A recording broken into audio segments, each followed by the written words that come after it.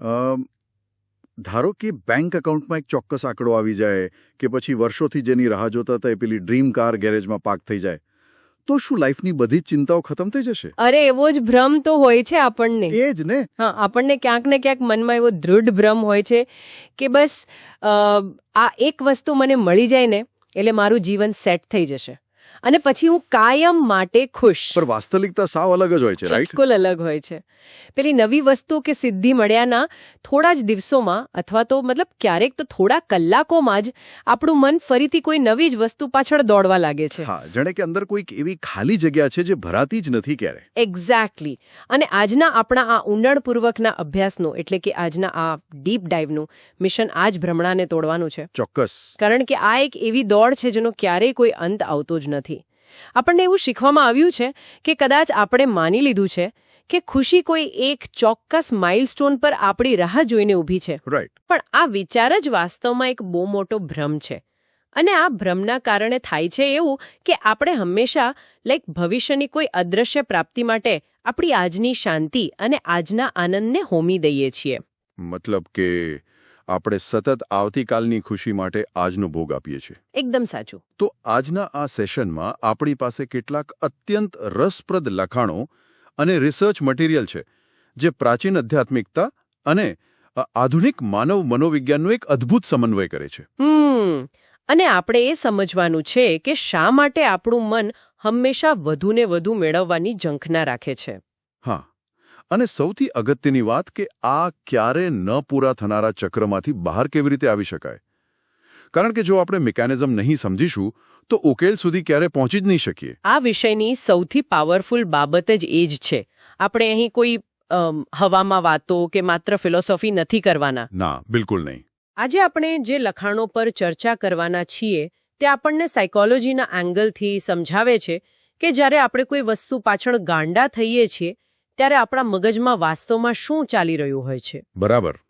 એકવાર આપણે આ આખી પેટર્ન ડીકોડ કરી લઈએ પછી તેમાંથી બહાર આવવાનો રસ્તો શોધવો ઘણો સરળ બની જાય છે. હા. તો ચલો સીધા જ મૂળ મુદ્દા પર આવીએ. કોઈ પણ સમસ્યાનો ઉકેલ લાવતા પહેલા આપણે એ સમસ્યાનું સાચું નામ જાણવું પડે. આજે આપણે જે વિષય પર વાત કરી રહ્યા છીએ તેને પ્રાચીન ગ્રંથોમાં કામ કહેવામાં આવે છે. રાઈટ, કામ. હવે સામાન્ય રીતે આપણે ત્યાં શબ્દ સાંભળીએ એટલે સીધો અર્થ શારીરિક વાસના અથવા લસ્ટ એવો કાઢવામાં આવે છે. હા, લોકો આ શબ્દને બહુ જ સીમિત અર્થમાં જુએ છે. પણ આજના આપણા રીડિંગ્સ આની બહુ જ વિશાળ અને ચોંકાવનારી વ્યાખ્યા આપે છે. અને આ સમજવું એ સૌથી પહેલું પગથિયું છે. આજના લખાણો બહુ સ્પષ્ટ રીતે દર્શાવે છે કે કામ એટલે માત્ર શારીરિક વાસના નહીં પરંતુ કોઈ પણ વસ્તુ માટેની અતિશય ઈચ્છા. એટલે કે એક્સેસ ડિઝાયર. હા, એક્સેસ ડિઝાયર. શારીરિક વાસના એ તો આ વિશાળ વૃક્ષની માત્ર એક ડાળી છે, પણ એ જ વૃક્ષની બીજી ડાળીઓ પણ છે. જેમ કે પૈસા કમાવવાની તીવ્ર લાલસા, સમાજમાં પ્રતિષ્ઠા મતલબ કે નેમ એન્ડ ફેમ મેળવવાની ભૂખ, ભૌતિક સુખ સગવડો ભેગી કરવાની આંધળી દોડ અને લોકો મારું સન્માન કરે એવી સતત અપેક્ષા. ઓહ, એટલે આ બધું જ કામની વ્યાખ્યામાં આવે છે. બિલકુલ. ટૂંકમાં કહું તો જે પણ વસ્તુ માટે આપણા મનમાં અતિશય લાલસા જન્મે છે તે કામ છે. આ વાતને વધુ ક્લિયર કરવા માટે આપણા સ્ત્રોતમાં જરૂરિયાત એટલે કે નીડ અને લાલસા એટલે કે ડિઝાયર આ બંને વચ્ચેનો એક બહુ જ સુંદર તફાવત સમજાવ્યો છે. હા, એ બહુ જ પ્રેક્ટિકલ તફાવત છે. જુઓ, જરૂરિયાત એ છે જે આપણું જીવન ટકાવી રાખવા માટે અનિવાર્ય છે. એનો સ્વભાવ બહુ જ સંતુલિત હોય છે. જ્યારે કોઈ જરૂરિયાત પૂરી થાય છે ત્યારે તે માણસને એક પ્રકારની શાંતિ આપે છે. બરાબર. પણ બીજી તરફ આ કામ એટલે કે અતિશય ઈચ્છા છે જે ક્યારેય શાંતિ આપતી નથી. તે માત્ર અશાંતિ અને તણાવ જ જન્માવે છે. અને જો આ તફાવતને આપણે સાયકોલોજીના એંગલથી જોઈએ ને તો સમજાય છે કે જરૂરિયાત સંતોષાય એટલે મનનું કામ પૂરું થઈ જાય છે. મગજ એકદમ શાંત થઈ જાય છે. રાઈટ. પરંતુ લાલસાનો એટલે કે એક્સેસ ડિઝાયરનો એનો બિલ્ટ-ઇન સ્વભાવ જ એવો છે કે તે ક્યારેય સંતોષ આપવા માટે બની જ નથી. હા, એ તો વધુ મેળવવાની એક આંધળી દોડ છે. એક્ઝેક્ટલી. લાલસા તમને હંમેશા એવો જ અહેસાસ કરાવે છે કે હજુ કંઈ ખૂટે છે. અને આપણે એક બહુ રોજિંદા ઉદાહરણથી સમજીએ. ધારો કે કોઈ વ્યક્તિને સખત ભૂખ લાગી છે, પેટ સાવ ખાલી છે. આ સમયે કંઈ પણ સાદું ભોજન મળી જાય ને એ એની જરૂરિયાત છે. હા, ત્યારે તો ગમે તે મળે ચલાવી લે. બરાબર ને? એ સમયે માત્ર દાળ ભાત કે રોટલી શાક પણ અમૃત જેવા લાગશે અને ખાધા પછી એકદમ હાશકારો થશે. પણ જો મન એવી જીદ પકડે કે ના, મારે તો શહેરની પેલી સૌથી મોંઘી રેસ્ટોરન્ટનું જમવાનું જ જોઈએ, અને એ પણ અત્યારે જ જોઈએ. હા, તો એ ભૂખ નથી, એ લાલસા છે. સાચી વાત છે. જો આને આજના ડિજિટલ યુગના ઉદાહરણ સાથે સરખાવું તો ધારો કે કોઈનો સ્માર્ટફોન એકદમ બરાબર ચાલી રહ્યો છે, બેટરી લાઈફ સારી છે, ફોટા પણ સરસ આવે છે, પણ બજારમાં કોઈ નવી કંપનીનું લેટેસ્ટ મોડલ લોન્ચ થાય અને તરત જ મનમાં એ ફોન મેળવવાની જે રાત દિવસની ઉચાટ જાગે છે ને, એ જરૂરિયાત નથી, એ અતિશય ઈચ્છા છે. બરાબર. અને કંપનીઓ અને આખું માર્કેટિંગ જગત આ સાયકોલોજી બહુ જ સારી રીતે સમજે છે. બિલકુલ. અને જ્યારે આ અતિશય ઈચ્છા આપણા મનમાં જન્મે છે ત્યારે ખરેખર શું પ્રોસેસ થાય છે એ સમજવું ખૂબ જ રોમાંચક છે. હા, કારણ કે આપણે સૌ જાણીએ છીએ કે આ કામ આપણી શાંતિ છીનવી લે છે. રાઈટ, આપણને સ્ટ્રેસ આપે છે. તો પ્રશ્ન એ થાય કે આખી આ પ્રક્રિયા આપણા મગજમાં શરૂ ક્યાંથી થાય છે? એ જ તો. આની પાછળ આખું એક વિજ્ઞાન છે, લાઈક એક સાંકળ પ્રતિક્રિયા, જેને આપણે ચેન રિએક્શન કહીએ છીએ. બરાબર. આ ચેન રિએક્શનની વાત મને સૌથી વધુ હિટ કરી ગઈ. આજના લખાણોમાં ભગવદ્ ગીતાનો એક બહુ જ ઊંડો સંદર્ભ આપવામાં આવ્યો છે. શ્રીકૃષ્ણ સમજાવે છે તે. હા, શ્રીકૃષ્ણ સમજાવે છે કે કામ એ રજોગુણમાંથી જન્મે છે. રજોગુણ એટલે એક પ્રકારની અશાંત, ચંચળ, સતત દોડતી રહેતી ઊર્જા. બરાબર. અને જો આ ઈચ્છા પૂર્ણ ન થાય તો તે જ ક્રોધનું કારણ બને છે અને આખરે તે સર્વ દુઃખોનું મૂળ બની જાય છે. અને જો તમે આ ગીતાના સિદ્ધાંતને આધુનિક મનોવિજ્ઞાન સાથે સરખાવો ને તો બંને બિલકુલ મેચ થાય છે. અચ્છા, કેવી રીતે? આપણા રિસર્ચ પેપર્સમાં આખી પ્રક્રિયાને 6 અલગ અલગ તબક્કામાં વહેંચી છે. આ 6 સ્ટેપ્સ કેવી રીતે કામ કરે છે તે બહુ જ રસપ્રદ છે. ઓકે, ચાલો જોઈએ. પહેલું પગથિયું છે વિષય, એટલે કે ઓબ્જેક્ટ દેખાવો. મતલબ કે કોઈ વસ્તુ કે વ્યક્તિ આપણા ધ્યાનમાં આવે? હા, આંખ કે કાન દ્વારા ધ્યાનમાં આવે. પછી બીજું સ્ટેપ મનનું તેમાં અટકવું, જેને આસક્તિ અથવા અટેચમેન્ટ કહેવાય છે. રાઈટ. ત્રીજું સ્ટેપ એ વારંવારના વિચારોમાંથી કામ એટલે કે તીવ્ર ઈચ્છાનો જન્મ થવો. ચોથું સ્ટેપ આ ઈચ્છાનું ધીમે ધીમે વધવું અને લાલચ કે ગાંડપણમાં બદલાવું. ઓકે, એટલે ઈચ્છા લાલચ બની જાય. એક્ઝેક્ટલી. અને પાંચમું સ્ટેપ જ્યારે લાલચ કે અપેક્ષા પૂરી ન થાય ત્યારે ભયંકર ક્રોધ અને હતાશા આવવી. અને છઠ્ઠું સ્ટેપ? છેલ્લું અને છઠ્ઠું સ્ટેપ છે ક્રોધને કારણે વ્યક્તિની વિચારવાની શક્તિ એટલે કે બુદ્ધિનો નાશ થવો, જેને આપણે લોસ ઓફ ઇન્ટેલેક્ટ કહીએ છીએ. એક મિનિટ. મારે અહીંયા તમને થોડા રોકવા છે. હા, બોલો ને. કારણ કે મેં જ્યારે આ વાંચ્યું ને તો મારી અંદર એક બહુ મોટો સામો પ્રશ્ન ઊભો થયો હતો. કયો પ્રશ્ન? લાઈક આપણે માણસ છીએ, રાઈટ? જો આપણી પાસે આંખો છે તો આપણે સુંદર વસ્તુઓ જોવાના જ છીએ. કોઈ સારી કાર, સુંદર ઘર કે કોઈ આકર્ષક વ્યક્તિ જોઈશું જ. તો આટલી નાની અને સ્વાભાવિક વાત છેક બુદ્ધિના નાશ સુધી કેવી રીતે પહોંચી જાય છે? હા, આ બહુ જ વ્યાજબી ડાઉટ છે. મને એવું લાગ્યું કે કોઈ વસ્તુને માત્ર જોવી અને છેક વિનાશ થવો, આ બે વચ્ચેની સફર બહુ લાંબી અને થોડી અવાસ્તવિક લાગી રહી છે. તમારી વાત એકદમ લોજિકલ છે, પણ આનો જવાબ આખી સાયકોલોજી ખોલી આપે છે. કેવી રીતે? આનો જવાબ એ 6 તબક્કાઓમાંથી બીજા તબક્કામાં એટલે કે અટેચમેન્ટમાં છુપાયેલો છે. અટેચમેન્ટ? હા, જુઓ, સમસ્યા વસ્તુને જોવામાં જરા પણ નથી. વિઝ્યુઅલ ડેટા મગજમાં જાય એ તો બહુ નોર્મલ વસ્તુ છે.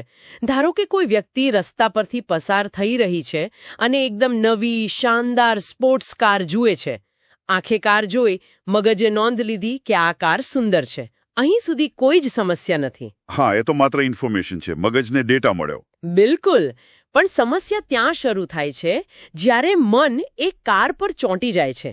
આ છે બીજો તબક્કો, અટેચમેન્ટ અથવા આસક્તિ. ઓહ, એટલે રસ્તા પરથી કાર તો જતી રહી, પણ મન હવે એક સિમ્યુલેશન ચાલુ કરી દે છે. મગજમાં સતત એ જ કારના વિચારો ચાલ્યા કરે છે. જો આ કાર મારી પાસે હોત તો કેવું સારું, હું આ કાર લઈને મારી ઓફિસે જાઉં તો લોકો કેવી રીતે જોતા રહી જાય, મારા પડોશીઓ કેવા બળી જાય. બાપરે, આ તો પૂરી સ્ક્રિપ્ટ લખાઈ જાય મગજમાં. એજને આ જે સતત ચાલતા વિચારોની લૂપ છે એ મગજમાં એક સાંકળ બનાવી દે છે. મગજ વાસ્તવિકતા અને કલ્પના વચ્ચેનો ભેદ ભૂલીને એ વસ્તુ સાથે જોડાઈ જાય છે. અચ્છા, એટલે કે વસ્તુ જોવી એ માત્ર એક માહિતી હતી, પણ જ્યારે મન વારંવાર એને વાગોળ્યા કરે, એની સાથે પોતાની જાતને જોડી દે, ત્યારે એ બીજ બની જાય છે. એકદમ પરફેક્ટ. આપણે એ વસ્તુ વિના અધૂરા છીએ એવો એક ખોટો અહેસાસ ઊભો થાય છે. એક્ઝેક્ટલી. અને પછી એ આસક્તિના બીજમાંથી અપેક્ષા અને તીવ્ર લાલસાનું ઝાડ ઉગે છે. આ લાલસા એટલી હદે વધી જાય છે કે વ્યક્તિ માની લે છે કે આ વસ્તુ તો મારો હક છે. રાઈટ. હવે વિચારો, જ્યારે કોઈ કારણસર એ અપેક્ષા પૂરી નથી થતી, કદાચ આર્થિક સ્થિતિ નથી અથવા કોઈ અન્ય અવરોધ આવે છે, ત્યારે શું થાય છે? ત્યારે ગુસ્સો આવે. હા, કારણ કે આપણા અહંકારને, આપણા ઈગોને સીધી ચોટ પહોંચે છે. અને એ ઈગો ઇન્જરી ક્રોધના રૂપમાં, ફ્રસ્ટ્રેશનના રૂપમાં બહાર આવે છે. અને જ્યારે માણસ ગુસ્સામાં કે ફ્રસ્ટ્રેશનમાં હોય ત્યારે બુદ્ધિ કામ કરતી બંધ થઈ જાય છે. મેં ઘણીવાર જોયું છે કે લોકો માત્ર કોઈ દેખાડો કરવા માટે, કોઈના પર પ્રભાવ પાડવા માટે પોતાની ક્ષમતા બહારની લોન લઈ લે છે. હા, બહુ જ સામાન્ય થઈ ગયું છે આ તો. અને પછી આખી જિંદગી આર્થિક તણાવમાં જીવે છે. આ જ તો બુદ્ધિનો નાશ છે ને. માત્ર એક ક્ષણિક ઈચ્છા પૂરી ન થવાના ડરથી કે પૂરી કરવાની જિદ્દથી માણસ પોતાના જ પગ પર કુહાડી મારે છે. આ જ ચેન રિએક્શન છે. શરૂઆત માત્ર એક વિચારથી થઈ હતી, પણ બુદ્ધિના નાશ પર આવીને અટકે છે. આ ખરેખર આંખ ઉઘાડનારી મિકેનિઝમ છે. પણ મને લાગે છે કે આ વાત માત્ર કાર કે ફોન જેવી ભૌતિક વસ્તુઓ પૂરતી જ સીમિત નથી, રાઈટ? ના, જરાય નહીં. આપણા આજના રીડિંગ્સ એક બહુ જ રસપ્રદ એંગલ આપે છે. આ અતિશય ઈચ્છા એટલે કે કામ માત્ર દેખીતી વસ્તુઓમાં જ નથી, તે એવા સ્વરૂપોમાં પણ છુપાયેલું છે જેની આપણે કલ્પના પણ કરી શકતા નથી. હા, લખાણો કામના 4 અલગ અલગ પ્રકારો સમજાવે છે. અને આ પ્રકારો સમજવા બહુ જ ક્રિટિકલ છે, કારણ કે ઘણીવાર આપણને ખબર જ નથી હોતી કે આપણે આ જાળમાં ફસાયેલા છીએ. બરાબર. તો પહેલો પ્રકાર છે શારીરિક કામ, એટલે કે ફિઝિકલ ડિઝાયર. ઓકે. આમાં વાસના, સારું ખાવાની લાલસા અને શરીરને સતત આરામ આપવાની વૃત્તિનો સમાવેશ થાય છે. આ સૌથી સ્પષ્ટ અને દેખીતો પ્રકાર છે. રાઈટ. અને બીજો પ્રકાર કયો? બીજો છે માનસિક કામ, એટલે કે મેન્ટલ ડિઝાયર. આમાં સમાજમાં નામ કમાવવું, પ્રતિષ્ઠા મેળવવી, લોકો મારા વખાણ કરે, સોશિયલ મીડિયા પર મને વેલિડેશન મળે, આ પ્રકારની માનસિક ભૂખ આવે છે. અને ત્રીજો પ્રકાર છે ભૌતિક કામ, મટીરિયલ ડિઝાયર, એટલે કે પૈસા, સંપત્તિ, જમીન, મોટી ગાડીઓ ભેડી કરવાની પેલી અંતહીન દોડ. પણ જે ચોથો પ્રકાર છે ને, તેણે મારું મગજ હલાવી દીધું. હા, એ બહુ જ સૂક્ષ્મ છે. બહુ જ. તે છે આધ્યાત્મિક કામ, મતલબ કે સટલ ડિઝાયર અથવા તો સૂક્ષ્મ અહંકાર. રાઈટ. ઉદાહરણ તરીકે કોઈ એમ વિચારે કે હું એક મહાન સંત બની જાઉં, અથવા હું સૌથી જ્ઞાની છું એવું લોકો માને, આવી અંદરખાને ચાલતી ઈચ્છા. સાચી વાત કહું તો આ આધ્યાત્મિક કામ સૌથી ખતરનાક અને ચાલાક પ્રકાર છે. ખતરનાક? એ કેવી રીતે? કારણ કે તે બહુ પવિત્ર રૂપ ધારણ કરીને, બહુ સારા કપડાં પહેરીને આવે છે. ધારો કે કોઈ વ્યક્તિએ ભૌતિક જગત છોડી દીધું હોય, બધું જ દાન કરી દીધું હોય. ઓકે. પણ અંદરથી સતત એવી ઝંખના ચાલતી હોય કે આખી દુનિયા નોંધ લે કે મેં કેટલો મોટો ત્યાગ કર્યો છે. તો એ પણ કામ જ છે. એ પણ એક પ્રકારની લાલસા જ છે ને. અરે વાહ! આના પરથી મને એક જોરદાર એનાલોજી યાદ આવે છે. બોલો ને. આ તો એવું છે કે જાણે કોઈ વ્યક્તિ મોહ માયા છોડીને એકદમ સાદગી અપનાવવા જાય, સાવ સાદા કપડાં પહેરે, જમીન પર સૂવે, પણ પછી થોડા સમયમાં જ એના મનમાં એવો સૂક્ષ્મ અહંકાર જન્મે કે જો હું આખી દુનિયાનો સૌથી સાદો માણસ છું, મારા જેવી સાદગી તો કોઈનામાં નથી. પેલા લોકો તો કેવા ભોગવિલાસમાં રાચે છે. હા, એક્ઝેક્ટલી એ જ વસ્તુ. આ જે સુપિરિયોરિટી કોમ્પ્લેક્સ છે ને, આ જે પોતાની સાદગીના વખાણ સાંભળવાની ભૂખ છે, એ પણ એ જ અશાંતિ આપે છે જે પેલા ભૌતિક વસ્તુઓ આપતી હતી. વિચાર, મારે વધુ જોઈએ, મારે વધુ મહાન થવું છે, એ ત્યાંનો ત્યાં જ રહે છે. મતલબ કે વાયરસ એ જ છે, ખાલી રૂપ બદલે છે. હા, આ હજુ વધુ જોઈએનો વાયરસ જ વાસ્તવમાં કામ છે. અને આ વાયરસના લક્ષણો આપણા રોજિંદા જીવનમાં બહુ સ્પષ્ટ દેખાય છે. જો આપણે ધ્યાનથી જોઈએ તો આપણી આસપાસ અને આપણી પોતાની અંદર પણ આ લક્ષણો દેખાશે. હા, જેમ કે કયા લક્ષણો? લાઈક ગમે તેટલું મળે તો પણ સંતોષનો અભાવ હોવો, મનમાં એક અજીબ અશાંતિ રહેવી, રાત્રે ઊંઘ ન આવવી, કારણ કે મગજમાં વિચારોની ટ્રેન ચાલુ જ હોય કે હવે આગળ શું મેળવવું છે. બરાબર. સતત ઓવરથિંકિંગ કરવું અને પોતાની બીજા સાથે તુલના કરવી. આ લક્ષણોને ઓળખવા એ ઇલાજ તરફનું પહેલું પગથિયું છે. રાઈટ. જો કોઈને સતત ઓવરથિંકિંગ થતું હોય કે પેલા પાસે આટલું બધું છે મારી પાસે કેમ નથી, તો સમજી લેવું કે આ કામના વાયરસના લક્ષણો છે. અને આના નુકસાન ઉપરછલ્લા નથી, બહુ ગંભીર છે. કેવા પ્રકારના નુકસાન? માનસિક નુકસાનમાં તણાવ એટલે કે સ્ટ્રેસ અને એન્ઝાયટી ટોચ પર છે. માણસ વર્તમાનમાં જીવી જ નથી શકતો. અને બીજું મોટું નુકસાન સંબંધોમાં થાય છે. હા, સંબંધોમાં થતું નુકસાન બહુ દુઃખદ હોય છે. મેં જોયું છે કે જ્યારે આપણી અંદર પોતાની ઈચ્છાઓ પૂરી કરવાની ભૂખ એટલી પ્રબળ બની જાય ને, ત્યારે ધીમે ધીમે આપણામાં સ્વાર્થ વધવા લાગે છે. બિલકુલ.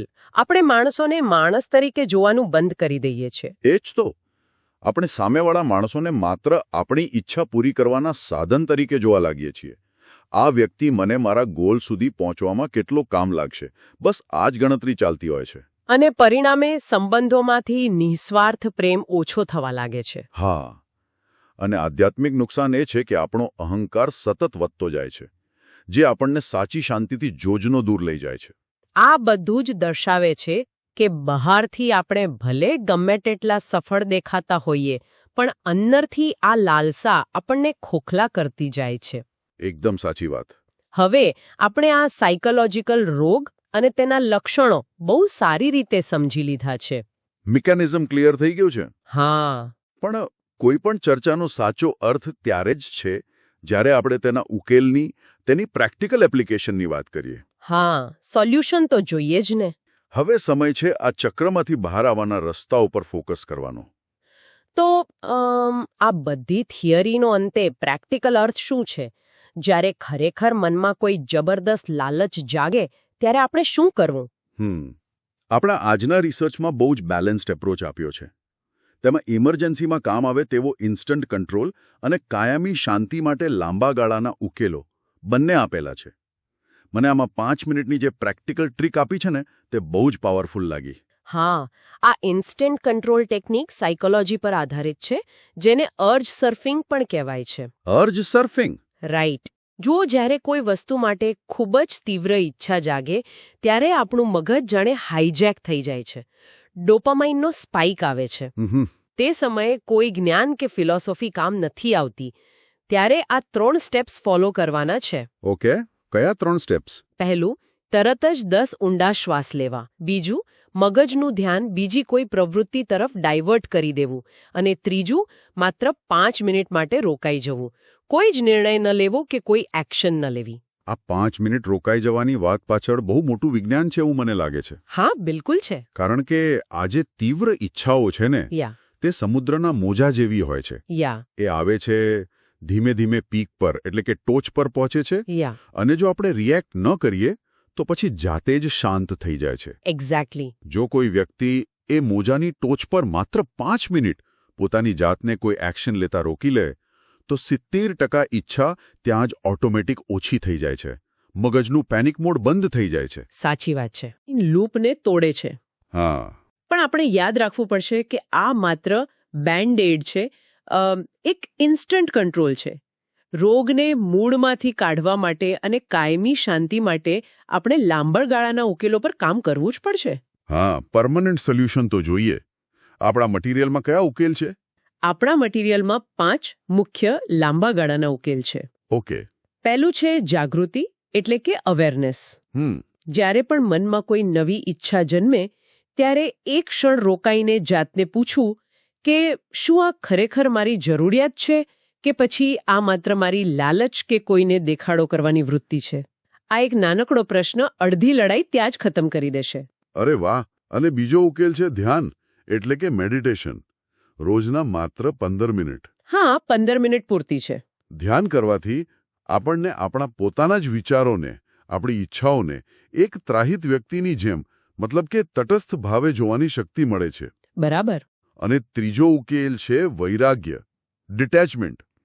હવે વૈરાગ્યનો અર્થ બધું છોડીને જંગલમાં જતા રહેવાનું નથી. ના, જરાય નહીં. આનો બહુ પ્રેક્ટિકલ અર્થ છે. વસ્તુઓનો ઉપયોગ કરો, પણ તેની સાથે માનસિક રીતે જોડાઈ ના જાઓ. ગાડી ચલાવો, પણ એ ગાડી પર કોઈ સ્ક્રેચ પડે તો તમારી શાંતિ ન હણાવી જોઈએ. વસ્તુને વસ્તુ જ રહેવા દો, તેને તમારી ઓળખ કે ઈગો ન બનવા દો. બહુ જ સરસ રીતે સમજાવ્યું તમે. અને ચોથો ઉકેલ છે સંતોષ, કન્ટેન્ટમેન્ટ. રાઈટ. આપણી પાસે જે કંઈ પણ છે, જેટલું પણ છે, તેમાં ખુશ રહેવાની અને કૃતજ્ઞતા વ્યક્ત કરવાની કળા વિકસાવવી. ગ્રેટિટ્યુડ. બરાબર. અને પાંચમો ઉકેલ જે વાસ્તવમાં બહુ જ ક્રિએટિવ છે તે છે ઉર્જાનું રૂપાંતરણ, ટ્રાન્સફોર્મેશન. આ ટ્રાન્સફોર્મેશનવાળી વાત થોડી વિસ્તારથી સમજાવો ને. ચોક્કસ. જુઓ, ઈચ્છા કે કામ વાસ્તવમાં એક ઉર્જા છે, એક ડ્રાઇવિંગ ફોર્સ છે. આપણે આ ઉર્જાને દબાવવાની કે નષ્ટ નથી કરવાની. ઓકે. પણ તેને એક પોઝિટિવ દિશા આપવાની છે. આ મેળવવાની એનર્જીને ઉચ્ચ કાર્યોમાં, સર્જનાત્મક કામોમાં, લોકોની સેવામાં કે પોતાના આત્મવિકાસમાં ડાયવર્ટ કરી શકાય છે. રાઈટ. આ એનર્જીને સપ્રેસ કરવાને બદલે ડાયવર્ટ કરવાની વાત બહુ જ તાર્કિક છે. હા. અને છેલ્લે આજના આ ઊંડાણપૂર્વકના લખાણો એક એવા આધ્યાત્મિક સત્ય તરફ આપણું ધ્યાન દોરે છે જે બધું જ ક્લિયર કરી દે છે. કયું સત્ય?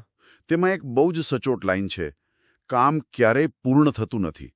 એક ઈચ્છા પૂરી થાય એટલે બીજી તરત જ જન્મ લે છે. અને આ અનંત ચક્રને સમજાવવા માટે એક જોરદાર ઉદાહરણ આપ્યું છે કે ઈચ્છા એ અગ્નિ જેવી છે. અગ્નિમાં જેટલું ઈંધણ આપો તેટલી તે વધે. અરે વાહ! આ અગ્નિ અને ઈંધણનું રૂપક વાસ્તવમાં આખા વિષયનો નિચોડ છે. હા. કેવી રીતે? વિચારો કે એક મોટી આગ લાગેલી છે અને એ આગને ઓલવવા માટે કોઈ વ્યક્તિ તેમાં સૂકા લાકડા કે ઘી નાખી રહ્યો છે. શું એ આગ ક્યારે ઓલવાશે? ક્યારેય નહીં. ઉલટાની એ વધુ ભડકશે. બસ, આપણે પણ આપણા જીવનમાં આ જ ભૂલ કરીએ છીએ. આપણને લાગે છે કે જો હું આ એક ઈચ્છા પૂરી કરી દઈશ, આ એક લેટેસ્ટ ફોન લઈ લઈશ, તો મારી અંદર ચાલતી અશાંતિની આગ બુઝાઈ જશે. રાઈટ. એટલે આપણે એ ઈચ્છા પૂરેરૂપી ઈંધણ એ આગમાં નાખીએ છીએ. પરિણામ શું આવે છે? આગ વધુ મોટી થાય છે અને તરત જ બીજી વધુ મોટી અને વધુ મોંઘી ઈચ્છા જન્મ લે છે. ઓહો, એટલે જ આપણે ક્યારેય શાંતિનો શ્વાસ લઈ શકતા નથી. બિલકુલ. તો આજના આ અદ્ભુત સેશનનો જો આપણે સારાંશ કાઢીએ તો વાત એકદમ સ્પષ્ટ છે. હા. કામ એટલે માત્ર શારીરિક વાસના નહીં, પણ કોઈ પણ વસ્તુની અતિશય ઈચ્છા. આ અતિશય ઈચ્છા ક્યારે પૂરી નથી થતી અને તે જ ક્રોધ અને દુઃખનું મૂળ કારણ બને છે. રાઈટ. આપણે એ ભ્રમમાંથી બહાર આવવાનું છે કે કોઈ વસ્તુ કે સિદ્ધિ મળવાથી કાયમી શાંતિ મળશે. ખરેખર તો આ અતિશય ઈચ્છાનો, આ દોડનો અંત આવે ત્યાંથી જ સાચી શાંતિનો પ્રારંભ થાય છે. એકદમ સાચું. આપણા આજના રિસર્ચનું અંતિમ વાક્ય આપણને આખી સફરનો એક સુંદર નિષ્કર્ષ આપે છે. શું છે એ વાક્ય? વાક્ય છે, જેણે કામને જીત્યું એણે મનને જીત્યું, અને જેણે મન જીત્યું એણે જીવન જીત્યું. અદ્ભુત. આ માત્ર એક વાક્ય નથી, આખી જીવન ફિલોસોફી છે.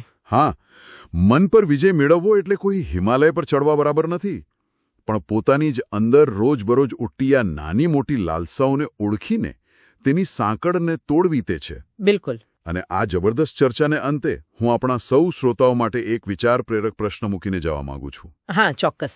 જો ઈચ્છા એક એવી આગ છે જે ક્યારેય બુઝાતી નથી, તો કલ્પના કરો કે અત્યારે કોઈ એવી ઈચ્છા હોય જેના પૂરા થવાથી એવું લાગતું હોય કે કાયમી ખુશી મળી જશે. અને જો આજથી જ એ ચોક્કસ આગમાં ઈંધણ નાખવાનો હંમેશા માટે બંધ કરી દેવામાં આવે તો શું થાય? શું સાચી આઝાદી અને શાંતિ કશુંક નવું મેળવવામાં છે કે પછી સતત મેળવવાની આ અવિરત દોડમાંથી બહાર નીકળી જવામાં છે? આ પ્રશ્ન સાથે આપણે આજની આ યાત્રા અહીં જ પૂરી કરીએ છીએ. આના પર ચોક્કસ વિચાર કરજો.